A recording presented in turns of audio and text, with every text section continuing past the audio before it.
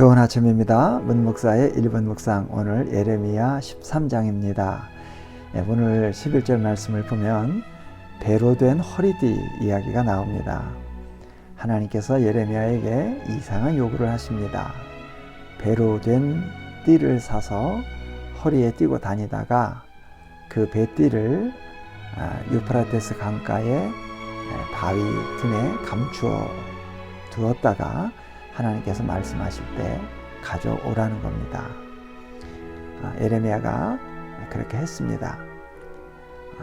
안 봐도 뻔한 일이겠습니다만 배로 된 띠를 강가 바위 틈에 여러 날 감추어 두었으니 그 배띠가 온전할 리가 없습니다. 다 썩었습니다.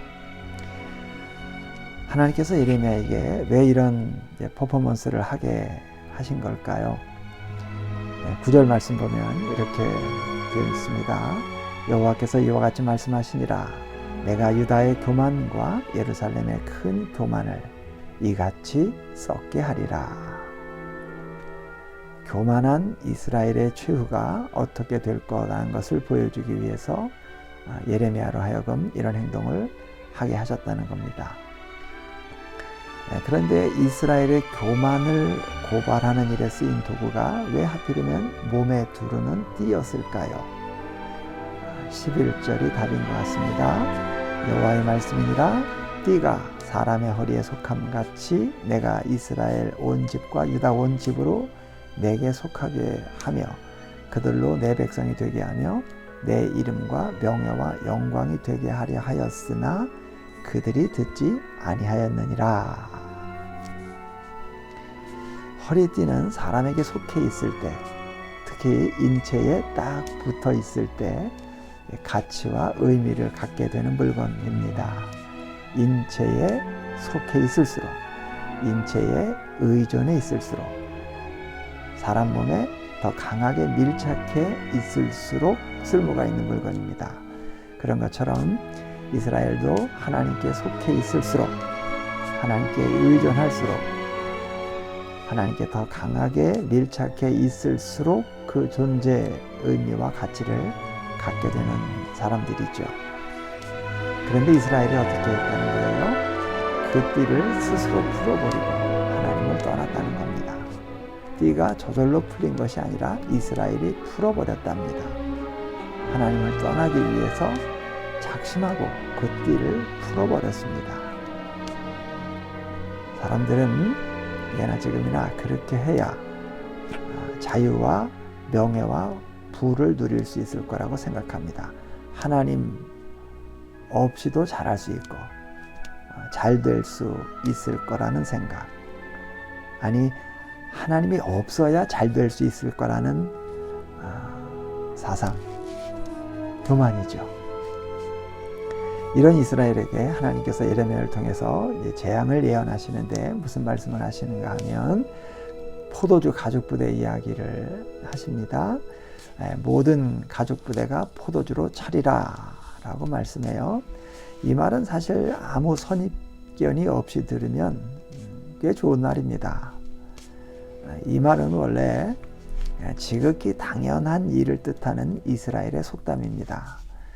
가죽부대는 포도주를 담기 위해 있는 물건이기 때문에 가죽부대에는 당연히 포도주가 들어있는 겁니다.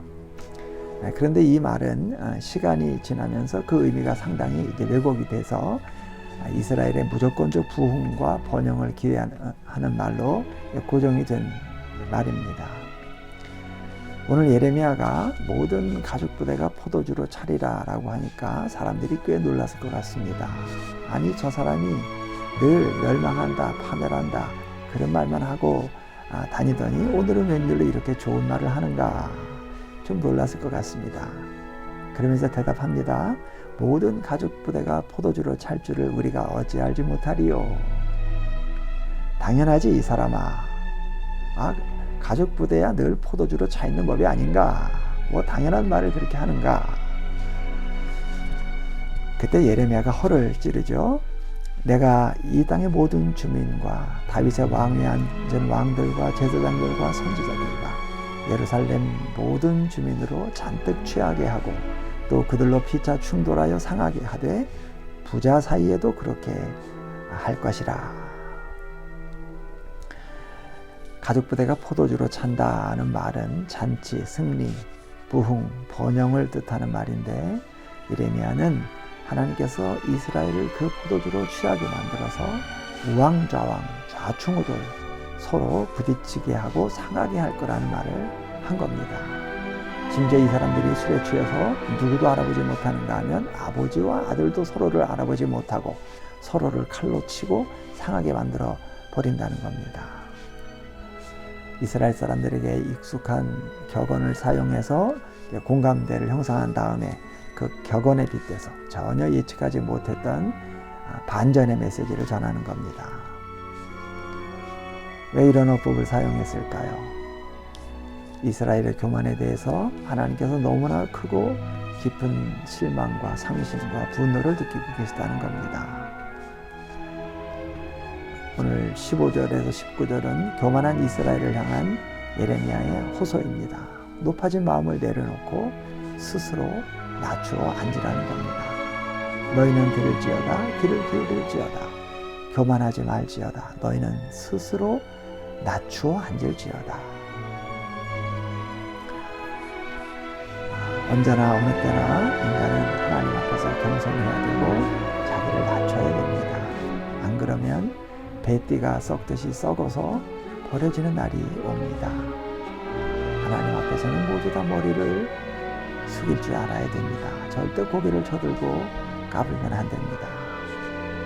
내가 웬만큼 일어선 것 같습니까? 넘어질까 조심해야 됩니다. 다시 한번 마음에 깊이 명심합시다. 띠를 풀고 떠나는 것이 자유가 아닙니다. 그것은 마치 물을 떠난 물고기가 살 수 없는 것과 같습니다. 우리 부디 교만하게 날뛰다가 서로 부딪히고 충돌하면서 쓰러지는 길, 아버지와 아들도 서로를 알아보지 못하고 칼로 치는 자승자박의 길, 자명일의 길을 가지 않도록 부단히 자신을 성찰할 일입니다. 어떻게 하든지 낮은 마음과 겸손한 모습으로 살고 일할 수 있어야 하겠습니다.